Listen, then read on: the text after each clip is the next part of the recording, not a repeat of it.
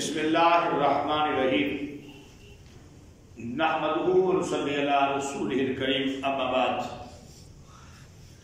معزز سامعین کرام، ام المؤمنین حضرت ام حبیبہ رضی اللہ تعالی عنہ سے روایت ہے کہ رسول اللہ صلی اللہ علیہ وآلہ وسلم نے فرمایا کہ جو آدمی دن اور رات میں 12 رکعتیں پڑھ دے، اللہ تعالیٰ اس کے لیے جنت میں گھر بنائے گا۔ یہ دن اور رات میں جو 12 رکعتیں ہیں، اس سے مراد ہے فرضوں کے علاوہ، فجر ظہر عصر مغرب عشاء کے فرض نہیں، ان کے علاوہ آگے وضاحت موجود ہے۔ فرمایا کہ فجر سے پہلے 2، ظہر سے پہلے 4، 6 ہو گئی، ظہر کے بعد 2، 8 ہو گئی، مغرب کے بعد 2، 10 ہو گئی، اور عشاء کے فرضوں کے بعد 2، 12 ہو گئی۔ اور یہ 12 رکعتیں سنت موقدہ ہیں۔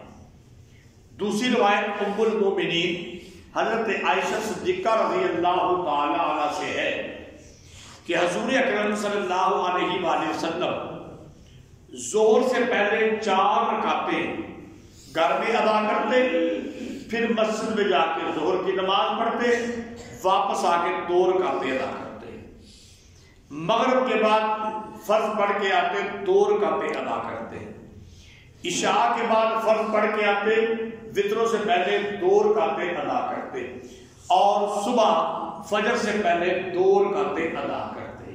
یہ بھی وہی ہے، ٹھیک ہے، اس روایت میں بھی یہی 12 کا ذکر آ رہا ہے۔ تو چونکہ یہ نبی کریم صلی اللہ علیہ وسلم کا ہمیشہ سے معمول رہا ہے۔ سنت 2 طرح کی ہوتی ہے، ایک ہوتی ہے سنت مؤکدہ، ایک ہوتی ہے سنت غیر مؤکدہ۔ جو معمول پیارے پیغمبر کا ہمیشہ سے رہا ہو، یا جس کا حکم ہمیشہ کے لیے ہو، یا صحابہ کا ہمیشہ سے رہا ہو، اس کو سنت مؤکدہ کہتے ہیں۔ اور جو معمول وہ انشاءاللہ اگلے درس میں بیان ہو جائے گا غیر مؤکدہ کیا ہے۔ اب اس میں ایک وضاحت کی ضرورت ہے کہ اس میں زور سے پہلے 4 رکعتیں ہیں، باقی فجر سے پہلے بھی 2 ہیں، ظہر کے بعد 2 ہیں، مغرب کے بعد 2 ہیں، عشاء کے بعد 2 ہیں۔ اور اس میں جب 2 رکعتیں پڑھی جاتی ہیں، بندہ سلام پڑھتا ہے، سورہ فاتحہ پڑھتا ہے، ساتھ ایک سورت ملاتا ہے۔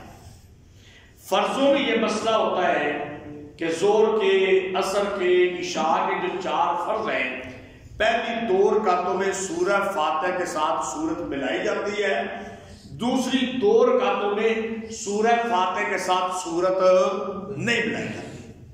سورہ فاتحہ کے یہ جو فرض ہوں، جو ظہر سے پہلے 4 رکعتیں سنت موقدہ ہے نا، ان کا طریقہ یہ ہے کہ 4 رکعتوں میں اتحیات درمیان والا کعبہ ہے، کعبہ اولا جس کو کہتے ہیں، جب 4 رکعتیں ہوں، اس کے بعد جو 2 رکعتیں ہیں نا، ان میں بھی سورت کے ساتھ ایک سورت ملانی ہے۔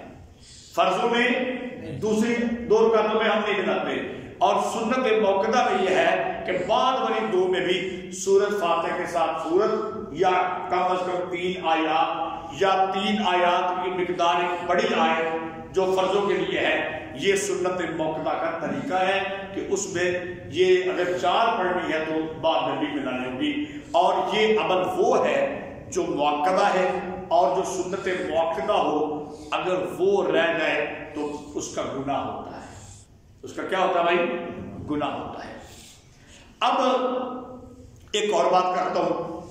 حضرت عائشہ کی روایت کے اندر ایک بات ہے، آپ صلی اللہ علیہ وسلم گھر میں 4 رکعتیں پڑھتے، ظہر نماز مسجد میں پڑھتے، 2 رکعتیں واپس گھر میں آ کے پڑھتے، مغرب کے بعد بھی آگے 2 گھر میں پڑھتے، عشاء کے بعد 2 گھر میں پڑھتے، فجر کے بعد، فجر سے پہلے 2 گھر میں پڑھتے۔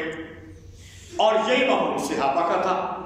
فرض مسجد میں، سنتیں گھر میں۔ اب پیارے پیغمبر کا یہ معمول، صحابہ کا معمول، تابعین کا، تبع تابعین کا، ائمہ کا، اولیاء، اتقیاء، صلحاء کا، اس کی وجہ کیا ہے؟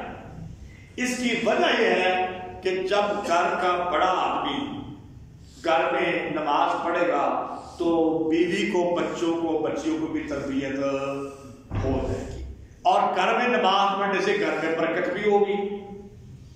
ٹھیک ہے، اس کی یہ حکمت علماء نے بیان کی ہے کہ جب گھر میں بھی کچھ پڑھے گا تو جو بچے نہیں پڑھتے وہ دیکھیں گے باپ گھر میں بھی پڑھ رہا ہے، مسجد میں بھی پڑھ رہا ہے، پھر آگے گھر میں بھی پڑھ رہا ہے، یہ بھی ایک تربیت کا انداز ہو جائے گا۔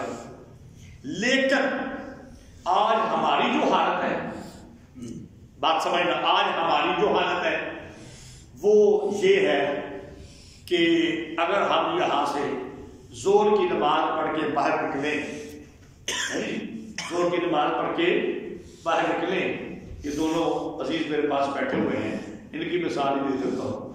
مولانا زکریا صاحب ہیں، یہ باہر نکلے، آگے تصور صاحب مل گئی نا ہے کہ اب انہوں نے زور کے بعد گھر میں جا کے 2 رکعتیں پڑھنی تھی نا، تصور نے کہا یار زکریا تجھے نا میری بڑی آئی ہے، آج دن میں روٹی نہ کھوا دیں، ٹائم بھی روٹی ہے، بڑی روٹی کھوا دیں، یہ دو میں ہوٹل سے ٹوٹ گئے۔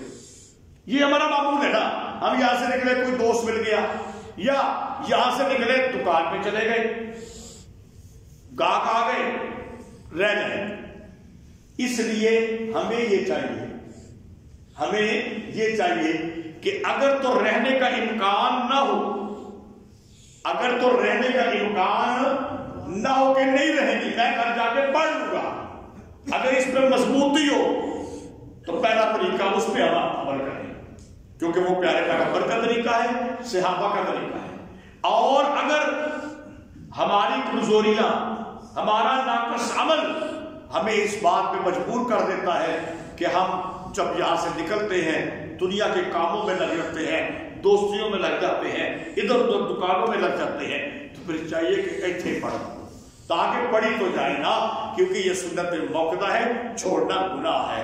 اگر تو یقین ہو کہ گھر میں پڑھ لوں گا، پہلا طریقہ بہتر ہے، اگر یہ یقین نہ ہو تو مسجد میں پڑھ لینا بہتر ہے۔ اللہ تعالیٰ عمل کی توفیق عطا فرمائے۔